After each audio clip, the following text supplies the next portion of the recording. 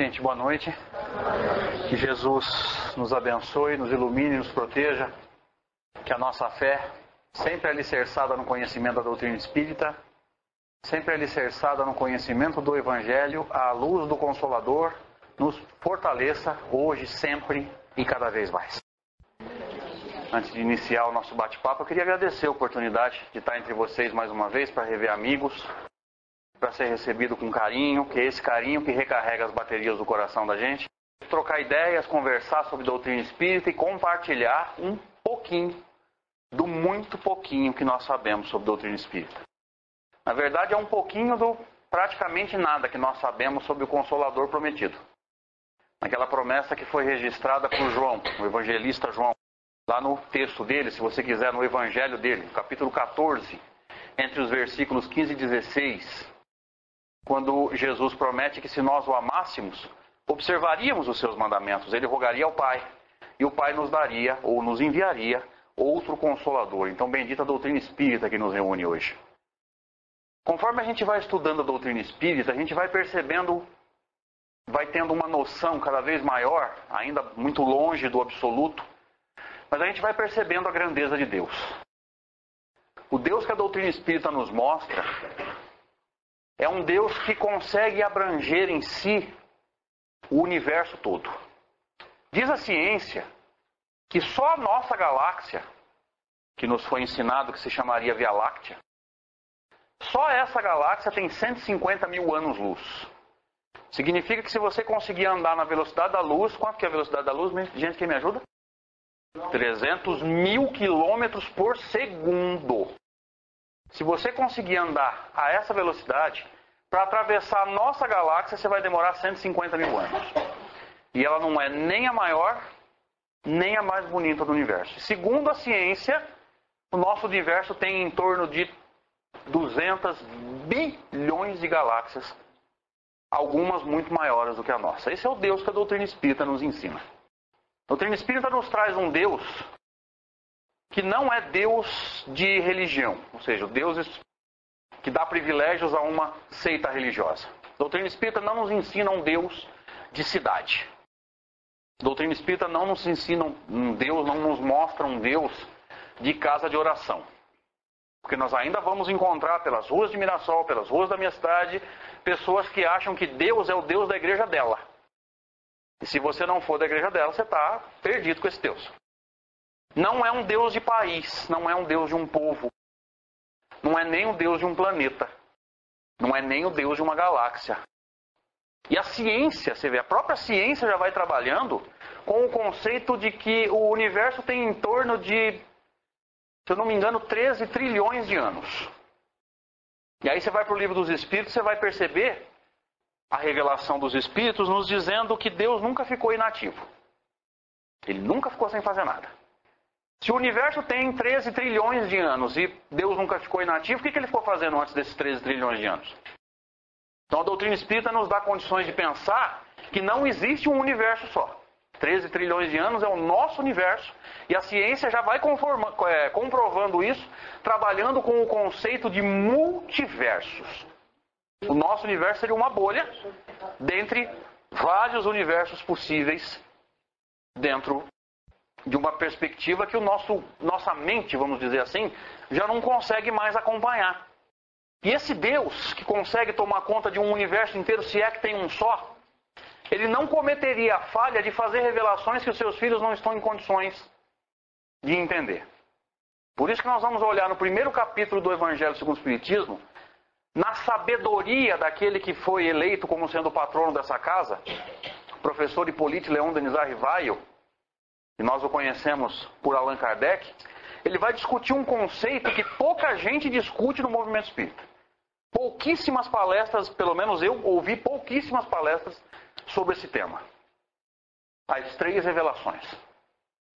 Na verdade, para você entender, fica mais fácil de você compreender o conceito se você pensar em uma revelação feita em 3 fases. Então seria um pequeno lance de escadas com 3 degraus. E nós vamos perceber por um estudo mais profundo que essas 3 revelações, elas têm similaridades, é como se fosse uma revelação simétrica. Elas têm mais ou menos as mesmas características. discutidas por Allan Kardec no Evangelho segundo o Espiritismo, no primeiro capítulo, e discutidas também, em alguns aspectos, por Emmanuel no livro O Consolador. Vamos conversar sobre isso. A primeira revelação, diz Allan Kardec, lá no primeiro capítulo do Evangelho segundo o Espiritismo, que está centrada na figura de Moisés. Emmanuel, lá no livro Consolador, vai nos dizer que Moisés é um espírito elevadíssimo, é um emissário do Senhor. Aquele grupo de estudos que fez as 411 perguntas ao Espírito Emmanuel, todas elas registradas no livro Consolador, esse grupo de estudos perguntou para Emmanuel se era compreensível, se dava para a gente entender o conceito bíblico de Moisés falando diretamente com Deus. E os espíritos responderam que não, que nós já estamos em condições de entender que o espírito humano imperfeito não tem condições de falar com Deus. Embora Moisés estivesse à nossa frente, já é um espírito mais maduro do que a maioria de nós aqui, ele não tinha condições de falar diretamente com Deus. O único espírito que passou pela Terra, que nós temos notícia concreta, e que tinha condições de se comunicar diretamente com Deus, era Jesus. E eles vão revelar, nesse texto, nessa pergunta, que a base da revelação, vejamos, o alicerce da revelação, a primeira revelação, nos foi dada por emissários de Jesus. Yahvé, ou Jeová, ou Javé. Aliás, essas palavras não existem. Tudo isso é uma tentativa de aportuguesar uma palavra que não tem pronúncia no português. Porque é uma junção de consoantes sem vogal. Como é que você pronuncia palavra sem vogal? Não tem pronúncia no português.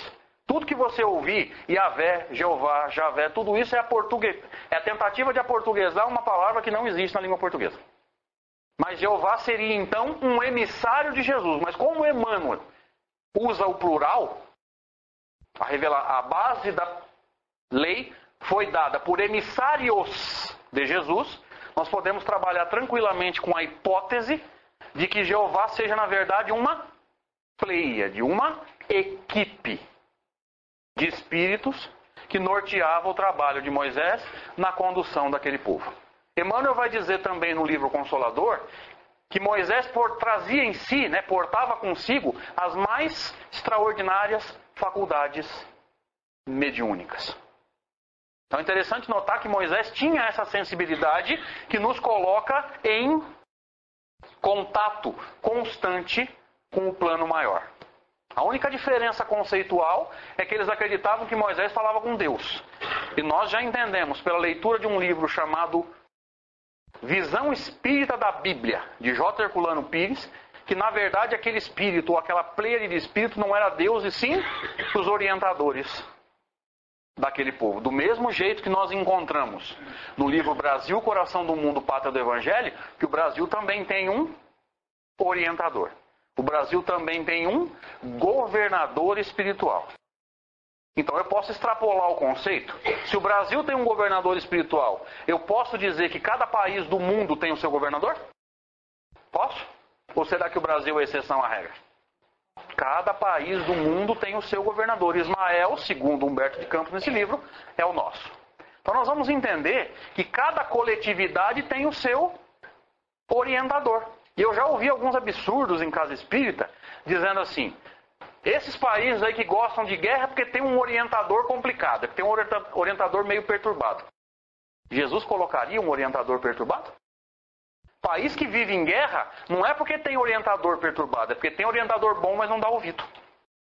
Então você deixa de sintonizar com aquele espírito que é de confiança de Jesus e vai sintonizar com as trevas. Não é culpa do orientador do país. É culpa das pessoas que são briguentas, que são guerreiras, que são belicosas em si, sintonizam com o objetivo de guerra, de domínio, de comando e não conseguem acompanhar aquilo que o mentor, vamos dizer assim, traz. Então, essa é a primeira revelação. Vou até colocar diferente aqui. Se você quiser, a primeira fase da revelação. No livro Consolador, Emmanuel vai dizer que as três também têm uma característica. Ele vai dizer assim, na questão 271. Os homens receberão sempre as revelações divinas de conformidade com a sua posição evolutiva. Se aqui é a primeira revelação, qual era o momento evolutivo da humanidade? Quando o teu filho nasce, ele tem uma semana, você dá um bife de picanha para ele comer? Qual é a alimentação exclusiva do teu filho com uma semana? Leite. Você acha que Deus erraria nesse sentido? O alimento é sempre adequado àquele que vai ingerir, comer. A revelação é sempre feita de acordo com o entendimento daqueles que vão recebê-lo.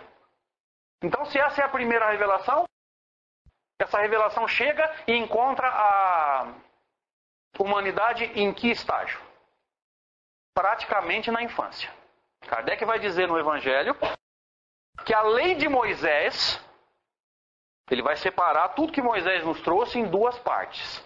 A lei de Deus está centrada nos... Quem lembra, me ajuda? 10 mandamentos. Aquilo ali é de Deus. A lei de Moisés não é de Deus. É uma lei civil, disciplinar, que foi dada através da mediunidade de Moisés, através da inspiração. Ele foi construindo aquilo e ele deu autoridade divina para poder manter aquele povo sob controle. Se eles precisavam de uma lei tão dura para manter o povo sob controle, qual era o estágio evolutivo? A infância. Então Emmanuel vai dizer que a primeira revelação está centrada na justiça.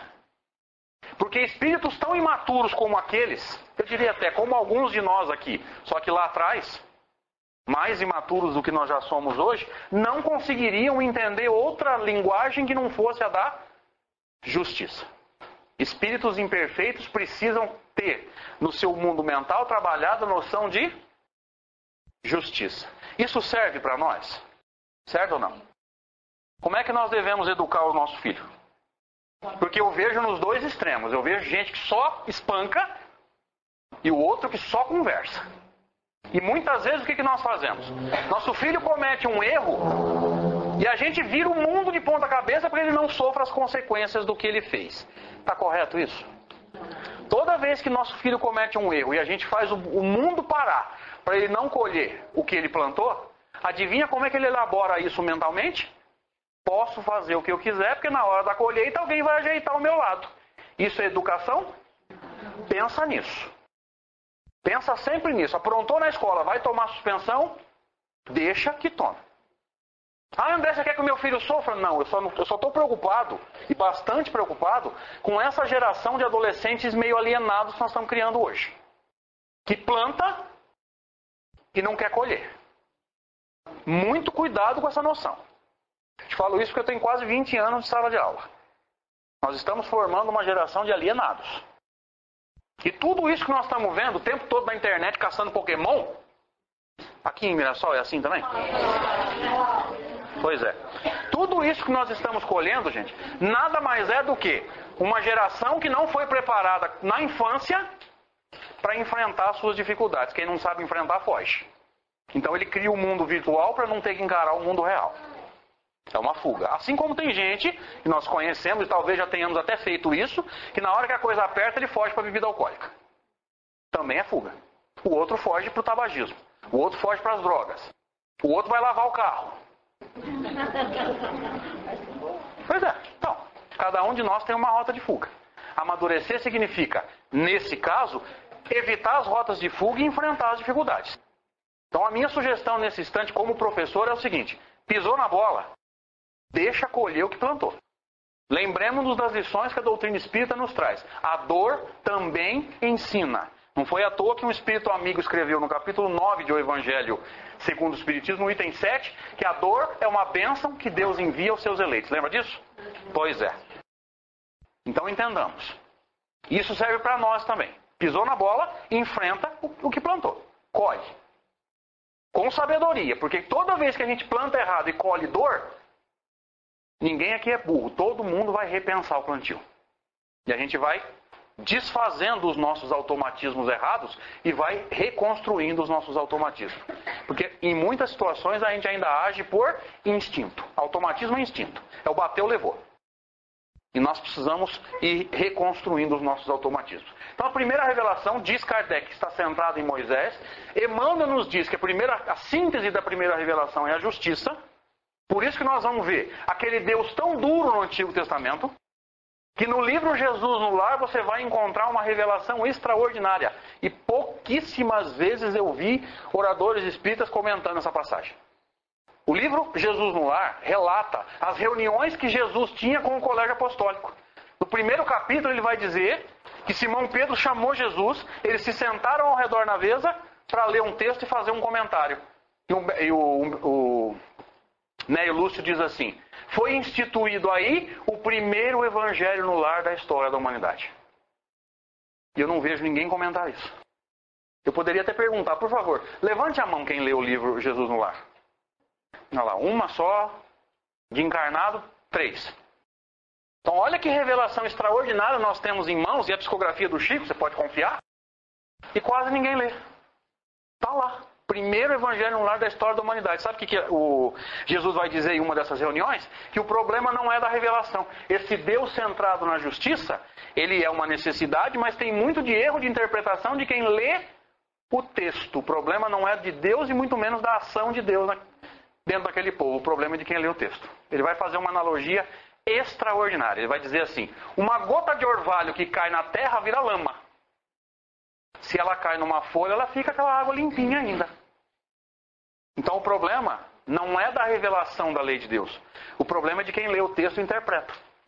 Tanto que tem uma questão ali que é extraordinária. Toda vez que na sua Bíblia você lê Deus dos exércitos, a mesma palavra que você traduz por exército, você traduz por estrela.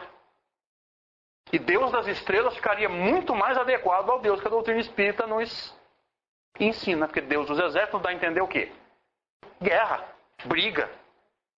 Então olha como que a doutrina espírita nos dá condições de entender isso. Aí você vai perguntar assim: mas André, se a mesma palavra pode traduzir por exército e pode traduzir por estrela, como é que você sabe que é estrela? Foi dada uma dica pra gente e pouca gente percebeu. Numa das primeiras passagens do Antigo Testamento, Deus vai numa cidade pagã chamada Ur dos Caldeus. Pega Abraão e fala assim: Abraão, olha para o céu. Você consegue contar as estrelas? Ele falou: não, senhor. Pois é, tua descendência será tão numerosa quanto as estrelas do firmamento. Vocês perceberam que ele usou a palavra estrela? Está nos dando uma dica. Traduz por estrela. Mas nem os tradutores perceberam isso. Não é Deus dos exércitos, é Deus das estrelas, é Deus do universo. Das 200 bilhões de galáxias, se é que existe um universo só. Mas vamos voltar para cá. Primeira revelação tem em Moisés a sua figura central, tem na justiça a sua essência e tem também uma bibliografia complementar. Porque o Antigo Testamento é dividido para os hebreus, se você pegar lá no Antigo Testamento hebraico, ele é dividido em 3 partes. É igualzinho o nosso, só que o nosso misturou os livros. O deles é dividido em 3 partes. A Torá, os escritos e os profetas. A Torá, os 5 livros de Moisés. Os 5 primeiros livros da Bíblia. Aqui não tem diferença. Na tua Bíblia, os 5 livros de Moisés são os primeiros também. Daqui para cá, a deles é separada. A nossa misturou. Escritos. Salmos, livro de Reis. A história de Elias, que embora seja um profeta, não é contada nos profetas, é contada nos escritos. Está no livro de Reis. Profetas. Oséias, Jeremias, Isaías, Malaquias. Todos os livros dos profetas. Então, vejamos as características. Uma figura central, uma essência e uma bibliografia complementar. Será que todas elas são assim? Aí nós vamos entender a unidade de Deus. Porque quando a gente lê lá no Shema, que é o principal versículo do Antigo Testamento para os judeus, está no Deuteronômio, se eu não me engano, está escrito assim: ó Israel, o Deus é um só, Deus é único. Amarás o Senhor teu Deus de todo o teu coração. Foi o primeiro mandamento que Jesus buscou, na hora de resumir a lei de Deus. Quando ele fala em Deus único, todo mundo pensou em Deus um só. Que ele estaria combatendo o quê? O paganismo, né? A gentilidade que era politeísta. Não é só um Deus, mas é a unidade de ação de Deus. Nós vamos perceber isso aqui hoje. A segunda revelação, diz Allan Kardec, está centrada na figura de Jesus. Está centrada na figura de um espírito que, segundo Emmanuel no livro A Caminho da Luz, há 4,5 bilhões de anos atrás já era um Cristo. Olha a força mental desse grupo de espíritos, que a Bíblia chama de Elohim, Emmanuel chama de comunidade de espíritos puros e eleitos. Olha a força mental desses espíritos para fazer uma vibração mental e fazer um pedaço do Sol se desprender para virar o planeta Terra. Então vejamos a força mental de espíritos tão evoluídos que têm condições de, com a mente, desprender um pedaço do Sol. Vou fazer uma pergunta despretensiosa. Nossa mente já consegue o quê? Nós já consegue energizar a água? Ou traz para cá? Traz para cá, né? Você consegue terminar uma prece? Você deita na cama, puxa o edredom e começa. Pai nosso que está no céu, bumba. Aí sai do corpo e continua. Santificado seja o teu nome, venha o teu reino. É em desdobramento. Quando você faz um evangelho no lar de 15 minutos, quantas vezes a sua mente sai do evangelho e vai buscar coisas que não devia? A primeira característica desses espíritos, eles ficaram milhões de anos em vibração para desprender um pedaço do Sol. Há 4,5 bilhões de anos atrás, Jesus era um Cristo. Há 4,5 bilhões de anos atrás, onde você estava? Particularmente, eu não quero saber nem o que eu fiz na encarnação passada, que dirá 4,5 bilhões de anos atrás. Esse é o Cristo que a doutrina espírita nos mostra. Porque o Cristo é um espírito tão evoluído que nós fazemos dele uma lousa em branco. E na lousa em branco você escreve o quê? O que você quiser. Então a gente, muitas vezes, despeja sobre Jesus as nossas imperfeições. Alguém aqui tem medo de morrer? Quem tem medo de morrer, olha para Jesus na cruz lá e diz assim: meu Deus, por que me desamparaste? O que você pensa? Está se sentindo desamparado, ele não confia em Deus. Ou seja, a gente projeta nele o nosso medo. Eu costumo dizer que nós não sabemos nem quem é Allan Kardec. Se a gente não sabe quem é Kardec, como é que nós vamos saber quem é Jesus? Nós estamos começando a entender o Cristo da Terra. Quem leu o livro A Caminho da Luz sabe o quanto Jesus trabalhou para esse planeta chegar aqui nas condições razoáveis em que nós estamos. Porque se tivesse deixado na nossa mão, estaria muito pior. Toda vez que a coisa ia degringolar, ele pegava um missionário e falava: vai, pelo amor de Deus. É mais ou menos aquele centroavante que você põe aos 49 do segundo tempo e fala: vai, empata o jogo. Você não fala nada, joga pra cá, nada. Vai lá, empata, dá uma canelada e faz o gol. Quantas vezes a coisa ameaçou degringolar, Jesus pegou alguém e falou: vai lá, toma essa decisão que vai botar de volta no rumo. O livro A Caminho da Luz mostra N situações dessas. Então nós não temos noção de quem é Jesus. A Terra, numa maneira simbólica de dizer, é um imenso tabuleiro de xadrez. O jogador de xadrez é o Cristo. Bem melhor do que o Kasparov, todos aqueles lá que a gente ouve na TV, bem melhor do que os caras. Então, a figura central é Jesus. Tem uma essência? Emmanuel vai dizer assim: a segunda revelação está centrada no insuperável amor. Agora me ajuda. Se o povo da primeira revelação nem conseguiu entender a justiça, entenderia o amor? Não conseguiu entender nem o Deus justo. Tanto que tem gente ainda nesse Deus justo até hoje. Toda vez que você olhar para uma pessoa que não é espírita, aquela pessoa que fala em céu e inferno, céu e inferno, céu e inferno, entenda, ele ainda está nessa concepção de Deus. Ele não conseguiu amadurecer para o Deus de amor. Tem gente no movimento espírita que quando você fala naquele versículo lá da carta de Pedro, o amor encobre uma multidão de pecados, ele não acredita. Porque o Deus dele é Deus que já não é mais de céu e inferno. Mas é o Deus do matou, tem que morrer. Estuprou, tem que ser estuprado. É justiça pura. Jesus veio revelar um outro Deus. No livro Boa Nova, livro extraordinário, Humberto de Campos vai nos dizer que essa frase, o amor encobre uma multidão de pecados, não é de Simão Pedro. Como Jesus não escreveu nada, a única passagem que se tem notícia de Jesus escrevendo é aquela onde ele impede a condenação da mulher adúltera. Ele está sentado escrevendo na terra, e é a única notícia que nós temos de Jesus escrevendo. Se tem alguma outra, eu desconheço. Se tem alguma outra, eu desconheço. Então, como Jesus não escreveu nada, quem registrou na Bíblia foi Simão Pedro. Primeira epístola de Pedro, capítulo 4, versículo 8. É fácil de guardar, né? 4, 8. Se você não guardar nem a tabuada do 4, pelo amor de Deus, né? Então é fácil de guardar. Mas Humberto de Campos vai revelar que essa frase é de Jesus. Portanto, Simão Pedro não está criando uma frase, ele está parafraseando uma frase que Jesus já tinha dito, e ele estava na reunião, ele ouviu. E é um capítulo tão extraordinário que é o diálogo de Jesus com Nicodemos, registrado em João 4. Quando Nicodemos foi embora, a discussão continuou lá com o colégio apostólico. E Tiago Menor fez uma pergunta extraordinária para Jesus, que eu não vou falar qual é. Quem quiser saber que pergunta foi essa, o que Jesus falou, pega o livro Boa Nova. Por favor, não leia só o capítulo. Leia o livro todo, porque é um livro fabuloso. Chegaram a perguntar para Chico Xavier, dos mais de 400 livros que ele psicografou, quais os que mais chamaram a atenção dele. Quais aqueles que mais emocionaram ele. Ele respondeu o Boa Nova e o Paulo Estevão. Então a gente não tem noção da bibliografia que tem na mão. Às vezes a pessoa lê o Boa Nova como ficção. Ah, Humberto de Campos está criando umas historinhas aqui. Não.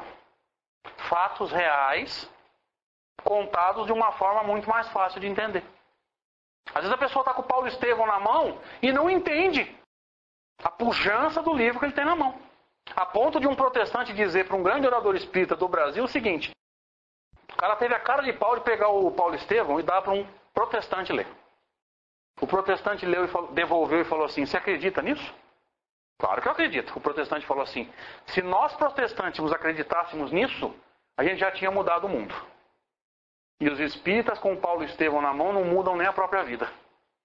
Que a gente lê o Paulo Estevão e continua fazendo as mesmas coisas. Então vejamos a pujança da revelação espírita. Se o pessoal que recebeu a primeira revelação não conseguiu nem entender o Deus justo, como é que eles entenderiam o Deus amoroso? E hoje, isso aqui aconteceu em torno de 1200 a 1300 antes de Cristo. Aqui, mais ou menos no ano 0, Jesus encarna. Na verdade, Humberto de Campos conta uma outra história, mas aí não vem ao caso. 1300 anos não foram suficientes. Aliás, 1800 depois, nós ainda temos pessoas lá no Deus justo. Justiça cega. Justiça absoluta. E esse pessoal que acreditava em céu e inferno, ele vem para cá. Não acredita mais em céu e inferno, mas no que ele fala? Causa e efeito, causa e efeito, causa e efeito. Só sabe falar de causa e efeito. Matou, vai ter que morrer para resgatar. Como se o amor não encobrisse a multidão de pecados. Então nós vamos entender que as revelações foram feitas, mas é a gente que não consegue acompanhar mentalmente. Espíritos elevadíssimos encarnaram para centralizar uma equipe. Porque Moisés, evidentemente, é um espírito elevado. Mas quantos escreveram aqui? Só Davi escreveu quantos salmos? Mais de 100. Então olha o trabalho em equipe. Mas a chamada segunda revelação, como nós dissemos, centrada em Jesus, tendo como essência o amor, ela também tem uma bibliografia de ajuda. No Novo Testamento, só tem os 4 evangelhos. O que tem mais para nos ajudar? Tem um livro que pouca gente entendeu a essência. Ele é a história do cristianismo, da crucificação de Jesus, até mais ou menos o ano 100. Que livro é esse? Isso, os encarnados agora.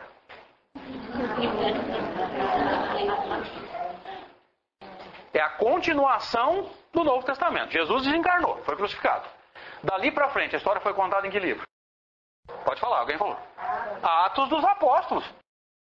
Ó, é uma bibliografia complementar da segunda revelação. Ela está centrada aqui, mas ela não fica aqui. A primeira. A segunda está centrada aqui, mas não fica aqui. Atos dos Apóstolos. Tem mais livro no Novo Testamento? Tem um sujeito chamado Paulo, que corintiano não chama de São Paulo, nem se me pagar. E que escreveu quantas cartas? Várias. Então, cartas de Paulo. 2 aos Coríntios, 2 aos Tessalonicenses, enfim, escreveu um monte. Também é bibliografia complementar à primeira revelação. E tem muitas passagens que Paulo vai explicar simbologia da primeira. Todo mundo fala assim: a ressurreição de Jesus se deu com o corpo físico. Qual é a história que Paulo conta? 1 Epístola aos Coríntios, capítulo 15.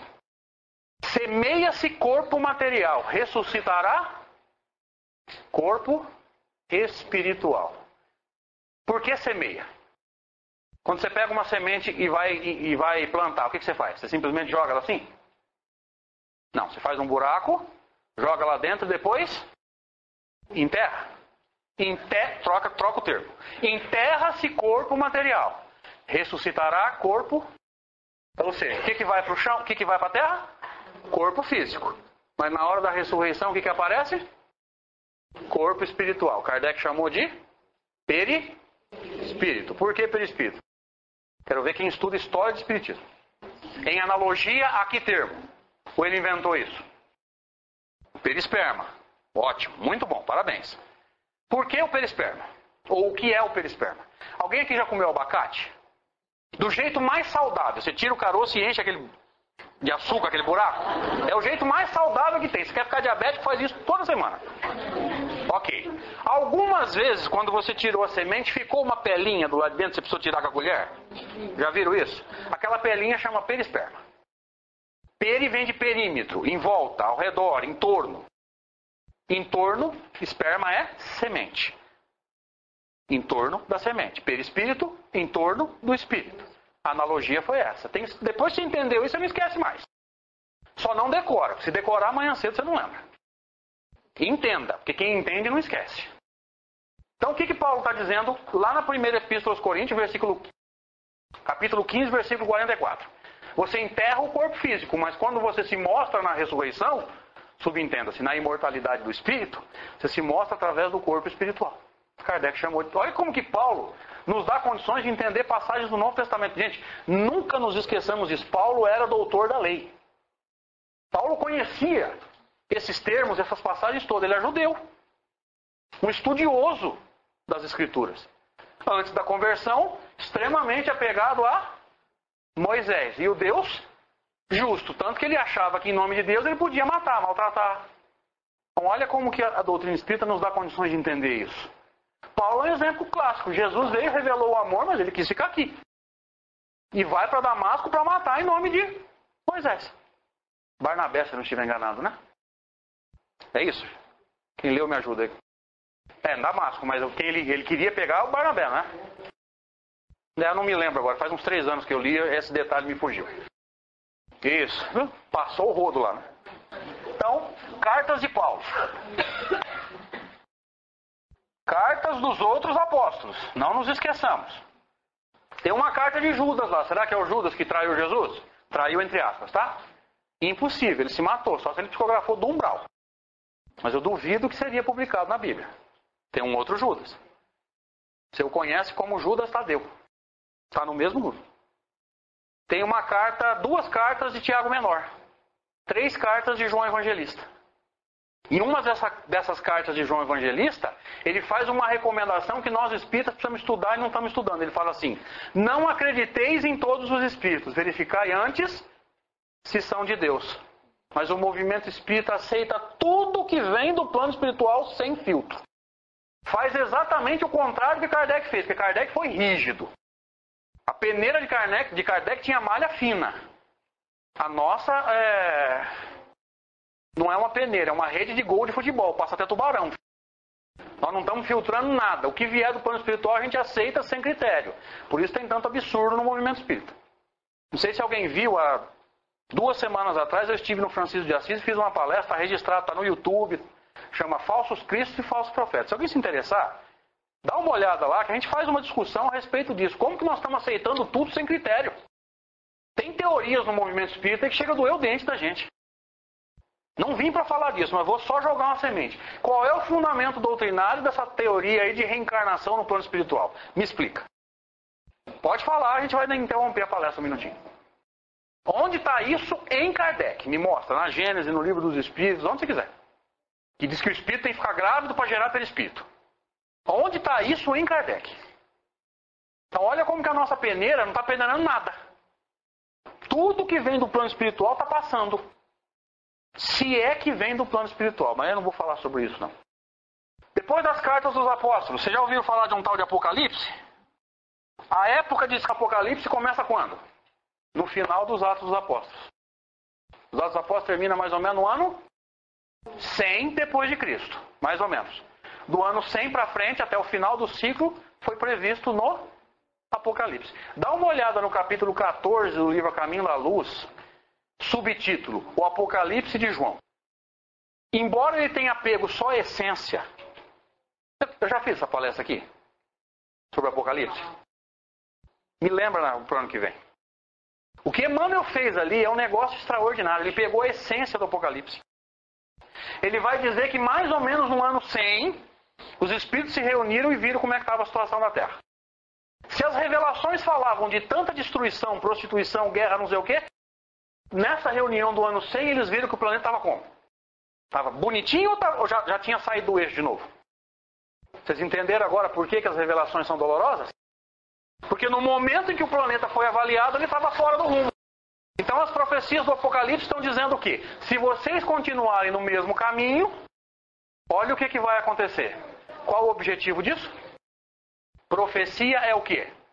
Advertência, não é nada místico. Não tem misticismo ali. O misticismo é de quem interpreta. Lembra do Jesus no lar? O misticismo é de quem interpreta. A lógica das profecias diz o quê? Alguém que já passou pelo mesmo caminho que você vai passar, entra em contato com você e explica o caminho. Ó, no quilômetro tal tem buraco. Tira o pé, desvia dos buracos. Um pouquinho mais para frente tem uma curva fechada. Agora, se você sabe que tem curva entre 200 por hora, a culpa é de quem fez a revelação? Não, a culpa é do motorista. Profecia é isso. Profecia é uma advertência de quem já passou pelos mesmos caminhos que nós, ensinando o que fazer para que esse caminho seja menos doloroso. Então, qual é o objetivo do Apocalipse? Revelar o que ia acontecer se a gente não mudasse o caminho. Mudamos? Não. Então, a maioria já se cumpriu. Porque a gente é tão inocente nesse sentido, gente, me desculpa se eu pegar pesado, tá? A gente é tão inocente que a gente acha que o Apocalipse vai começar e o planeta vai abrir no meio, como se fosse um ovo que você quebra para fritar. Gente, a maioria já cumpriu. Nós já vendemos o Evangelho, que é o símbolo de prostituição. Já fizemos guerra à torta e à direita. A Primeira Guerra Mundial fez um estrago, a Segunda fez um estrago maior ainda, e Deus permita que não haja a terceira. As profecias do Apocalipse são isso, é Deus dizendo, ó, se você não mudar de caminho, olha o que vai acontecer. A ideia era o quê? A gente estudar a profecia, estudar o Evangelho e mudar de caminho. Não entendemos o recado. É exatamente o que Emmanuel diz. Em essência, repito, não devia falar o capítulo, devia deixar ler o livro todo. Capítulo 14 do livro A Caminho da Luz, subtítulo O Apocalipse de João. Então entendamos como que o conceito de Deus único não é o só de um Deus, mas sim de um Deus que age de uma forma organizada. Deus tem um padrão para agir. E o que acontece na Terra, acontece no universo inteiro, gente. Eu fico pé da vida quando eu vejo alguém falar assim, os capelinos caíram para cá, gente. Movimento de espírito caindo de um mundo para outro e subindo de um mundo mais atrasado para um mais evoluído, acontece no universo o tempo todo. O que aconteceu na Terra não foi um fato isolado. Os capelinos caíram para cá, assim como muitos mundos, quando chegaram a um nível evolutivo, tiveram que botar para fora quem não acompanhou o progresso. Vocês acham que o que aconteceu na Terra foi uma situação isolada? A gente é muito inocente, cara. O tempo todo no universo, eu apostaria que em algum ponto desse universo, isso está acontecendo nesse instante. O Cristo daquele planeta está falando, olha, o planeta subiu um degrau, vocês não acompanharam, vocês vão ter que procurar uma escola no nível de vocês. E a coisa é tão detalhada e a gente não consegue entender que Emmanuel diz assim, por uma deliberação, eles decidiram que os capelinos cairiam para cá. O que é deliberação? Decisão. Decisão significa que os cristos do sistema de lá se reuniram, conversaram com os cristos daqui e ofereceram. E os daqui aceitaram, senão não tinha caído. Então olha como que o termo deliberação faz a gente pensar num monte de coisa. Vocês acham o quê? Que é automático? Não, de lá eles vão cair para a terra, o povo da terra que se ferre lá. Não. Os de lá decidiram que não ia ter mais jeito. Chegou a hora do planeta dar um salto de uma escala para outra, subentenda-se, o mesmo salto que a Terra está dando agora. Mundo de expiação e provas, pulando para mundo de regeneração. Gente, o mesmo. Emmanuel é textual. Quem não acompanhou o progresso tem que sair. Isso é da lei. Para onde vai? Essa deliberação, essa reunião, decidiu que viriam para cá. Então você vai perguntar para mim assim, André, os exilados da Terra, Jesus já sabe quem é? Eu diria para você assim, dentro dos meus conhecimentos, a maioria já. Na grande maioria, Jesus já sabe quem pode ficar e quem não merece ficar. Claro que ainda tem gente sendo avaliado, mas a maioria, o joio e o trigo já foram separados. André, Jesus já sabe para onde vão os exilados da Terra? Eu falo sem medo de errar, já. Aonde erra? Aí você está zoando comigo, né? Aí não tem como saber, mas que ele já sabe, eu te garanto. Porque Os livros vão nos revelar que os projetos de Jesus são planejados para 400, 500 anos antes. Quer dizer, se esse exílio está para acontecer, isso aí já está planejado há séculos. Eu te garanto, Jesus já sabe para onde eles vão. Os cristos daqui já se reuniram. Já pediram permissão para os cristos do outro sistema. Que sistema é esse? Não temos como saber. Mas que já está tudo definido, eu te garanto. Porque Cristo não faz reunião de emergência, viu, gente? Se eu posso trabalhar sem medo de errar, Cristo não faz reunião de emergência. Tudo planejado com séculos de antecedência. Dá para acompanhar? E a terceira revelação? Tem uma figura central? Pode falar. Um de cada vez, então eu não entendo. Vocês falam tudo junto?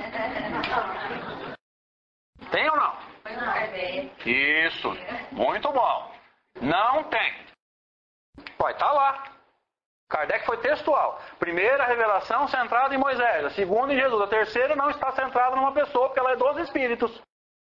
Se você colocar para o Kardec aqui, é por mérito dele que nós estamos atribuindo. Ele não se atribuiu. Porque é outra característica de espíritos maduros. Alguma vez Jesus falou assim, eu sou o cara, me segue. O tempo todo ele falava, quem vem a mim vai ao Pai. Ninguém vai ao Pai senão por... Quer dizer, eu sou o caminho. Eu não sou a meta. Olha a inteligência desse homem, a gente não percebe essas coisas. Ele sempre falou, eu sou o caminho, eu não sou o objetivo. O objetivo é encontrar com Deus. Kardec, mentor dessa casa. Ou pelo menos o patrono. Alguma vez você viu ele falando, não, eu sou o cara, me segue, estuda aqui. Não, o tempo todo, a obra é dos Espíritos. Eu estou só juntando as informações. Embora quem estuda Kardec profundamente sabe que o trabalho dele foi muito maior do que um do codificador. O trabalho de Kardec foi extraordinário, mas ele se diz apenas um codificador. E a humildade dele é tanta que no terceiro capítulo do livro dos Médiuns ele vai falar assim, para aqueles que quiserem ter noções preliminares de doutrina espírita, pelas nossas obras, ó, se você quiser estudar pelas nossas, o que ele está dizendo? Você estuda o que você quiser. Olha a humildade dele, cara. Se é um cara orgulhoso que nem nós, fala assim, ó, não, se você não estudar eu, já está ferrado. Não, ele fala. Quem quiser ter uma noção preliminar, estudando as nossas obras, sugiro a seguinte ordem. Alguém lembra que ordem é essa? Me ajuda. Qual é a ordem sugerida por Allan Kardec para você entender Espiritismo? Primeiro livro. O que é o Espiritismo? Alguém leu? Levante a mão, por favor. Quem não leu não sabe o que está perdendo. Um livro facílimo, delicioso de ler. Diálogos. Começa com 3 diálogos de Kardec. Depois ele vai entrar na fundamentação doutrinária. Segundo livro, o livro dos Espíritos. Porque depois que você lê o que é o Espiritismo, você está em condições de entrar no livro dos Espíritos com mais segurança. Terceiro livro, o livro dos Médiuns. Para você começar a entender fenômeno mediúnico. Quarto livro, que na verdade não é um livro, é uma coletânea, Revista Espírita. Nesse ponto, o povo arregala o olho, porque eu tenho certeza que vocês sentiram falta de algum livro. Qual foi? Por que Kardec não citou o Evangelho segundo o Espiritismo? Será que ele errou? E ninguém consegue me responder. Não é tão difícil. Qual era o objetivo de Kardec? Conhecer o Espiritismo nas suas noções preliminares ou básicas. Porque se você quiser estudar profundamente, são anos, às vezes décadas, e eu diria até muitas encarnações. O objetivo do Evangelho é conhecer a doutrina? O objetivo do Evangelho é guiar a nossa reforma íntima. Agora você entendeu porque ele não citou o Evangelho. O Evangelho não é um livro para você conhecer doutrina. O Evangelho é o guia de reforma íntima. Se a gente conseguir praticar até o final dessa encarnação o que está no Evangelho segundo o Espiritismo, gente, a coisa vai ficar muito boa para nós. Né? Você vê, ele é um trecho do Novo Testamento. São algumas passagens escolhidas a dedo por Kardec. E só aquilo ali já bota o trem nos trilhos e para andar. Então olha a pujança da revelação espírita. Só aqueles trechinhos que Kardec escolheu já nos colocariam nos trilhos e colocaria o trem para andar. Mas vamos lá. Então não tem uma figura central. Tem uma essência? Emmanuel vai dizer, se a primeira revelação está centrada na justiça, a segunda no amor, a terceira está centrada na verdade. Não foi à toa que Jesus disse lá em João, E conhecereis a verdade. E a verdade vos libertará. É uma profecia, porque o Espírito que veio trazer a revelação. Deixa eu ver como é que está as horas. Eu vou falando e perco a noção do tempo. O Espírito que veio chefiar a delegação disse para Kardec assim: para você, por enquanto, eu sou apenas a verdade. Vou jogar uma semente. Espírito de verdade é uma Pleiade? Sim ou não? Quem acha que sim, levante a mão. Pleiade é um time, uma equipe, um conjunto. Revista Espírita de 1866, um leitor manda uma carta para Kardec dizendo assim: o meu mentor, na época eles falavam guia, o meu guia me disse que o Espírito de verdade é uma Pleiade. Pleiade, para quem não está entendendo essa linguagem, é um time, é uma equipe. O que eu posso pensar? E Kardec responde que não. O Espírito de verdade é um nome próprio que deve ser atribuído a uma individualidade espiritual. O Espírito de verdade é um espírito. Ele pode ser o líder da equipe, certamente é. Mas não é uma Pleiade. Quem é esse espírito? Não vou falar. Não vou falar. Porque isso dá um estudo profundo, dá uma palestra que dirá um seminário. De umas 3 horas, pelo menos. Mas não é uma Pleiade, isso é conversa. Quem está falando isso não leu a Revista Espírita. Mas vamos voltar para cá. Está centrado na verdade, a verdade que libertaria. Mas a libertação como consequência do conhecimento. Porque Emmanuel vai dizer no livro Pensamento e Vida que conhecer, estudar, ler, é ampliar os horizontes e promover libertação. Porque quem estuda, quem conhece, se liberta primeiro de si mesmo. Porque é impossível você se libertar de uma imperfeição que você não conhece. Se alguém aqui conseguiu se libertar de uma imperfeição que não conhecia, eu deixo de ser espírita. Aí eu vou voltar a acreditar em milagres. Não mais em fenômenos. Você só se liberta de imperfeição que você enxergou. E geralmente com dor. E você tinha certeza que estava fazendo certo. De repente você fala: nossa, meu Deus. O que eu estava fazendo e não percebia? Você tinha certeza que estava tudo certinho, que aquilo ali era o correto a fazer. Um belo dia a casa cai. Outra coisa, quem sabe, quem conhece, quem busca, entende de que forma Deus age na nossa vida. A gente vai se libertando de medo de Deus, medo de céu, medo de inferno, medo de sacerdote, medo de padre, medo de pastor, medo de médium espírita, medo de dirigente de casa espírita.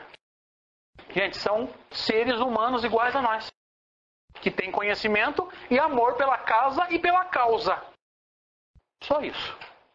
Porque apesar de todo o conhecimento que nós temos, a gente ainda olha para o médium como um ser assim, de outra galáxia. Eu estou cansado de ver gente olhar para médium e falar: nossa, que espírito evoluído. Como é que você sabe? Dá uma olhada na questão 624 do Livro dos Espíritos, quando Kardec pergunta assim: quais as características do verdadeiro profeta? Os Espíritos vão dizer que o verdadeiro profeta é um homem de bem inspirado por Deus, que nós poderíamos reconhecer pelas palavras, mas principalmente pelas ações. Então o enviado de Deus não é um médium. É um ser que ama, que pode ser médium. Mas ser médium não quer dizer que ele seja um espírito evoluído. A história que Emmanuel conta no livro Emmanuel é extraordinária. Alguém conhece esse trecho? Capítulo 11. Ele diz assim: os médiuns em sua generalidade não são missionários na acepção comum do termo. São almas que fracassaram desastradamente, malbarataram a lei de Deus e resgatam sob o peso de severos compromissos e limitadas responsabilidades o seu passado obscuro e delituoso. Tem algum médium aqui ainda? Duvido que tenha. Nessas horas a gente vai: não sou mais médium. E eu não fiz nada disso. Claro, não lembra, graças a Deus que não lembra. Mas por que eu estou falando isso? Porque o movimento espírita está nesse oba-oba. Chegou um médium aqui, botou banca, começou a botar banca de místico. E falar que está vendo. Não, eu estou vendo 4 desencarnados, todo mundo se derrete. Eu queria saber qual a importância disso. Se tem desencarnado, se não tem, quantos tem, qual a importância disso? Nenhuma. O importante é o quê? A gente ouvir o que tem para ser passado, ou o que o livro está nos ofertando, para fazer reforma íntima. Se tem 10, 100 mil ou 10 mil desencarnados aqui, qual a diferença? Nenhuma. Foi isso que eu discuti nessa palestra que eu falei em Rio Preto. Por quê? Porque a gente se preocupa com todo o conhecimento que a gente tem O movimento espírita continua nos mesmos misticismos. E ainda tem médium de roupa branca. E aí os espíritos falam, bota uma luzinha verde, porque o verde é bom para tal energia. Os espíritos acreditam. E aí nós vamos ver os absurdos que estão sendo publicados aí em nome de doutrina espírita. Por exemplo, carta de Bezerra de Menezes chamando o povo para as manifestações de política. Vocês estão rindo? Adivinha quem foi que compartilhou isso no Facebook? Os espíritas. Carta de Bezerra de Menezes falando mal do movimento de unificação. Gente, ele é patrono da unificação. Carta de Tancredo Neves. Só quem é inocente para acreditar nisso, gente. Aí você vai olhar a história do médium, ele vive em manifestação de política. Eu não estou falando que o partido A ou B está errado. Não misturemos as coisas, tá? Agora, se ele gosta de manifestação, isso é mediunidade ou isso é o animismo político dele? Pensa, pelo amor de Deus, pensa. Quer ver outra situação assim, que eu achei esdrúxula? Todo mundo aqui lembra de uma carta atribuída a Ayrton Senna? Psicografia? Alguém teve a curiosidade de olhar a data da psicografia? Ninguém teve, aposto. Quem teve, levanta a mão. Não teve, né? Pasmem, hein? Porque eu tenho certeza que quem leu acreditou que era o Senna. 1 semana depois da morte. Vai ser inocente assim no umbral. Isso aí tá com muito mais cara de médium, que devia estar com a cara desse tamanho de chorar por causa do Senna. E para aliviar, ele botou aquilo para fora. Você acha que ele ia escrever com 1 semana, gente? Mas nem o Chico conseguiu. Que dirá Ayrton Senna, que era um ser como nós. Graças a Deus trouxe muitas alegrias para esse país, mas era um ser imperfeito igual nós. Tanto que era competitivo, algumas vezes fez algumas coisas que não devia para ganhar a corrida. Quem lembra da história dele, sabe, ele já bateu o carro para ser campeão do mundo. Quem acompanha esporte sabe. Pô, eu era fã do cara, mas não posso ser fanático. Ser fã é uma coisa, ser fanático é outra. Ele bateu o carro no segundo título mundial e jogou o cara para fora. Saiu os dois e ele foi campeão. Tá correto isso? Do ponto de vista da ética esportiva? Ou mesmo do evangelho? Tá errado. 1 semana depois da morte. Então vejamos como que falta bom senso. Nós vamos voltar para cá, senão... Então a terceira revelação está centrada na chamada verdade. Tem bibliografia complementar? Vou nem anotar porque não cabe. Já ouviram falar de Leon Denis? Extraordinário. Camille Flammarion. Vamos trazer para mais perto. Já ouviram falar de Chico Xavier? Com todos os espíritos escreveram pelo Chico. Divaldo Franco. E vamos esquecer os médios, vamos falar dos estudiosos. J. Herculano Pires. Hermínio Correia de Miranda. Então, percebamos, para encerrar, como que as 3 revelações elas têm uma simetria, elas têm o mesmo comportamento. Todas elas, com exceção aqui, têm uma figura central, uma essência e uma bibliografia de apoio. Ou seja, o cerne da revelação está nessa teoria aqui, ó, na Torá, no Novo Testamento, no Pentateuco de Kardec. Mas existem bibliografias complementares que nos ajudam a entender a bibliografia central. Então olha a sabedoria de Deus. As 3 revelações têm as mesmas características. E bendita a doutrina espírita, como sendo a terceira revelação, vai nos ajudar a olhar isso tudo com olhos de mais sabedoria, de mais maturidade. Entendendo que tudo isso aqui visa o quê? Desenvolver faculdades mediúnicas? Se você tem, estuda, treina e vai trabalhar. Mas se você não aprender a amar, que nós estamos vendo isso no movimento espírita. Nós temos notícia de médium com 30, com 40 anos de reunião mediúnica e mais perturbado do que quando começou. Então eu fico perguntando, Clóvis, o que adiantou ele trabalhar 30, 40 anos em reunião mediúnica? Se ele está cada vez mais desequilibrado. Você conversa com as pessoas, gente. Tem gente que fala mais do que vendedor de ovo na feira. Em 5 minutos ela fala 40 frases. Às vezes eu consigo ajudar pessoas pelo chat do Facebook e ela coloca 35 frases, eu coloco uma que ela nem lê. De tão perturbado que está. Ela fala. Sabe aquela pessoa que começa a falar, você já não consegue acompanhar mais o pensamento dela, porque você está tentando entender a primeira frase, ela já está na 15ª. E aí a tua vibração cai, é natural, nós somos humanos, você começa a abrir a boca de sono, aquela pessoa que te vampiriza. Você chega assim e sai assim, ó. Pois é.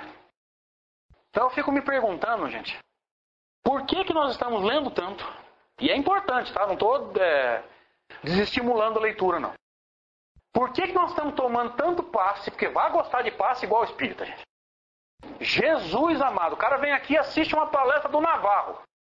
Se ele não tomar o passe, ele perdeu a viagem. A palestra foi boa, mas não teve passe. Tem gente que chega, um dos maiores centros espíritas de Rio Preto, eu faço palestra lá, tem gente que chega 20 para as 9.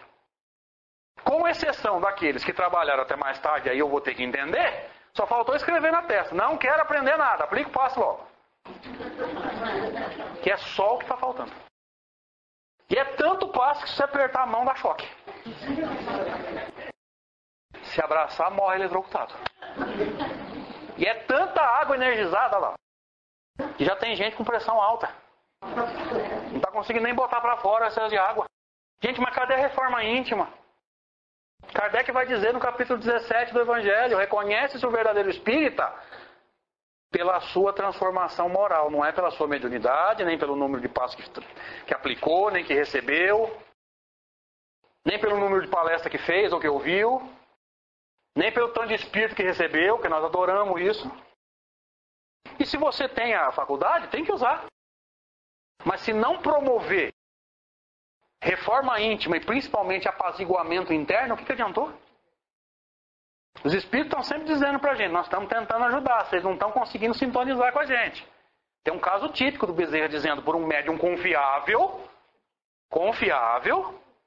que eles estão tentando nos ajudar, mas a gente está tão preocupado em derrubar partido político que a nossa sintonia não está permitindo que eles nos ajudem. E eu não estou falando que partido A ou B está certo ou errado, pelo amor de Deus, não me entenda mal. Só estou dizendo que sintonizado com isso, eles não conseguem nos ajudar. E às vezes ele está do lado, impondo as mãos, e a gente está refletindo energia, porque está estressado com político, com economia, como se tudo isso não estivesse dentro de um planejamento, como se nós não estivéssemos sendo testados. Porque você se manter honesto vivendo na Europa, onde você ganha o dobro do que você precisa, tranquilo. Eu quero ver a gente se manter honesto no Brasil, onde você precisa de 1.000 e ganha 700 quando ganha. Sempre falta. Aí a tua honestidade é testada.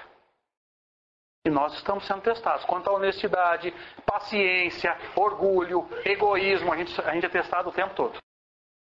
Passar ou não passar nesses testes, gente, só depende de nós. E sem evangelho, a gente vai ser reprovado em 100% dos testes. Gente, obrigado, viu? Boa noite. Deus abençoe.